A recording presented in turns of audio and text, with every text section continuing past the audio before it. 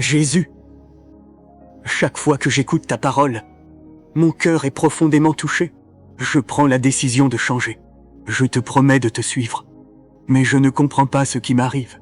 Quelques jours plus tard, je retombe encore dans les mêmes péchés que j'avais décidé d'abandonner. Cette pensée me fait peur, car si tu revenais aujourd'hui, je ne serais peut-être pas prêt à te rencontrer. Dis-moi, Jésus, que dois-je faire pour être enfin libre? Mon enfant, si tu comprenais réellement ce que j'ai préparé pour ceux qui m'aiment et qui choisissent de me suivre, tu donnerais tout pour marcher avec moi. Car il n'y a aucune plus grande richesse que de m'avoir dans ton cœur. Il n'y a aucune plus grande réussite que de me connaître.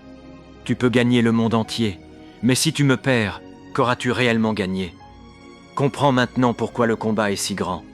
L'ennemi sait que le jour où tu décideras de me suivre de tout ton cœur, il perdra son emprise sur ta vie. C'est pourquoi il cherche toujours à te ramener vers les mêmes péchés, les mêmes habitudes et les mêmes chaînes.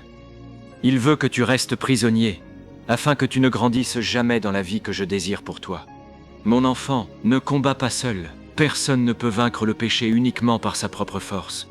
Demande-moi ma grâce, cherche-moi de tout ton cœur. Ouvre-moi la porte de ton cœur, et je te donnerai la force de vaincre ce que tu ne peux pas vaincre par toi-même. Mais comprends aussi ceci, beaucoup viennent devant moi en demandant des bénédictions. Peu viennent en demandant un cœur transformé. Pourtant, c'est un cœur transformé qui peut porter les bénédictions sans s'éloigner de moi. Comment pourrais-je te confier de grandes responsabilités si ton cœur n'est pas encore prêt à les porter? C'est comme un enfant qui demande ce qui est réservé à un adulte. Il doit d'abord grandir avant de pouvoir le recevoir. Toi aussi, laisse-moi d'abord te former, laisse-moi changer ton cœur. Lorsque ton cœur sera disposé à m'obéir, tu découvriras que ma présence est la plus grande des richesses. Cherche-moi avant toute chose, cherche mon royaume avant tes propres intérêts, et ne te lasse jamais de revenir vers moi lorsque tu tombes. Car je suis prêt à relever celui qui revient avec sincérité. Mon enfant, bats-toi pour ne pas seulement recevoir mes bénédictions. Bats-toi d'abord pour ne jamais me perdre, car celui qui m'a véritablement trouvé possède le trésor le plus précieux qui existe. Je vois ce que personne ne voit. J'entends les prières que tu fais dans le secret.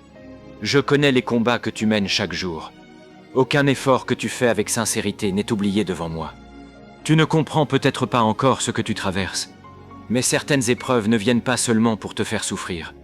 Elles viennent aussi pour te former, pour fortifier ta foi et pour préparer quelque chose que tu ne vois pas encore. Regarde Job. Il a connu la perte, la douleur et l'incompréhension. Mais son épreuve n'était pas la fin de son histoire. Derrière cette saison difficile se trouvait une restauration. Alors ne laisse pas tes difficultés détruire ton cœur. Ne laisse pas la souffrance t'éloigner de moi. Garde la foi. Garde ton intégrité.